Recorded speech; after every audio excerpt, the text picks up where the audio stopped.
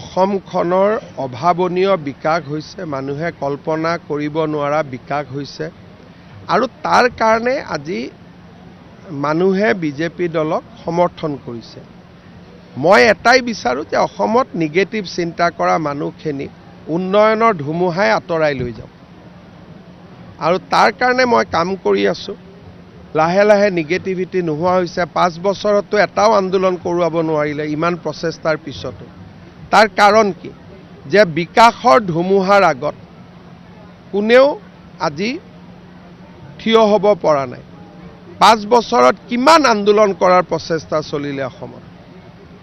মইতো অকলে থিয় হৈ থাকিলোঁ। আন্দোলন কৰা মানুহ কিমান আছে? আমাৰ মানুহে এনেকৈ টিভিৰ বুমটো লৈ যায়, আপোনাৰ হোৱা নাই বুলি কক কক কক এনেকৈও কোৱায়। তথাপিতো মানুহে আন্দোলন কৰা নাই। কেতিয়াবা মই আপোনালোকৰ ইণ্টাৰভিউবোৰ চাই থাকোঁ, মানুহজনে ক'ব নোখোজে আপোনালোকে কোৱাই থাকে। তাৰপিছত মই যেতিয়া আন্দোলনত ধৰ্ণা দিয়ে কিছুমানে, মই পিছত সোধোঁ, তেতিয়া গম পাওঁ যে 20 মিনিট ধৰ্ণা দি থকা নাই, অকল আপোনালোকৰ কেমেৰা থকা সময়খিনিতহে ধৰ্ণা দিছে, তাৰপিছত বন্ধ হৈ যায়। তো মই ক'লোঁ নহয় যে নিগেটিভ মানুহখিনিক বাদ দি পজিটিভ মানুহখিনিয়েতো মোক চবেই ছাপৰ্ট দিয়ে, কিন্তু নিগেটিভ মানুহবিলাক নাই জানো অসমত। গতিকে সেই নিগেটিভ মানুহৰ সংখ্যাবোৰ লাহে লাহে লাহে লাহে কমি আহি থাকিলে অসমখনৰ আৰু উন্নতি হ'ব। এয়াৰপৰ্টৰ কাৰণে চাওক, প্ৰথম কথা মাটি লাগে। মাটি চিলেক্ট কৰাৰ লগে লগে কিছুমান ৰাইজে সমৰ্থন কৰে, কিছুমান ৰাইজে বিৰোধিতা কৰে, যেনেকৈ এতিয়া মই ক'লোঁ যে এই আঁচনিটো লৈ।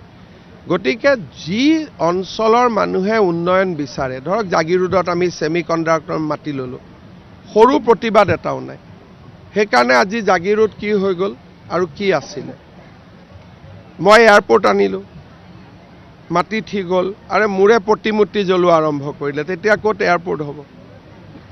সেইকাৰণে যি যি জাগাই উন্নতি বিচাৰিব, যি যি স্থানত বিকাশ বিচাৰিব, তাত নিশ্চিতভাৱে বিকাশ হ'ব। এতিয়া এখন এয়াৰপৰ্ট বনোৱা কামটো আমাৰ কাৰণে কোনো ডাঙৰ কামৰ ভিতৰতেই নপৰে।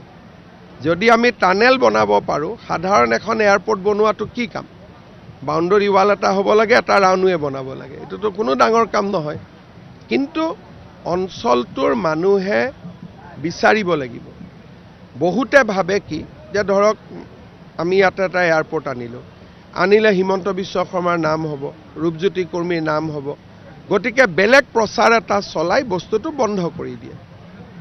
এই নিগেটিভ মানুহখিনিৰ লগতে যোৱা 5 বছৰ মই যুঁজি আছোঁ, বহুত পৰিমাণে সফলো হৈছোঁ, আৰু তাৰ কাৰণে আজি অসমত নামৰূপত ইমান ডাঙৰ ইণ্ডাষ্ট্ৰী আহিলে এটাও আপত্তি নাই, ছেমি কণ্ডাক্টৰ আহিলে এটাও আপত্তি নাই, চাপৰত আজি ইমান ডাঙৰ থাৰ্মেল পাৱাৰ প্লেণ্ট হ'ব।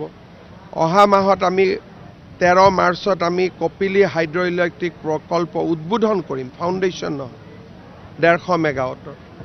নীৰৱে আমি বহুত কাম কৰি গৈ আছোঁ আৰু ছাপৰ্ট কৰা মানুহ আছে, কিন্তু প্ৰত্যেক স্থানতে কিছুমান মানুহো থাকে যে নিগেটিভিটি, যেনেকৈ যোৰহাটৰ ফ্লাইঅভাৰখনে কিমান নিগেটিভিটি ক্ৰিয়েট কৰিছিল আপোনালোকে ভাবক।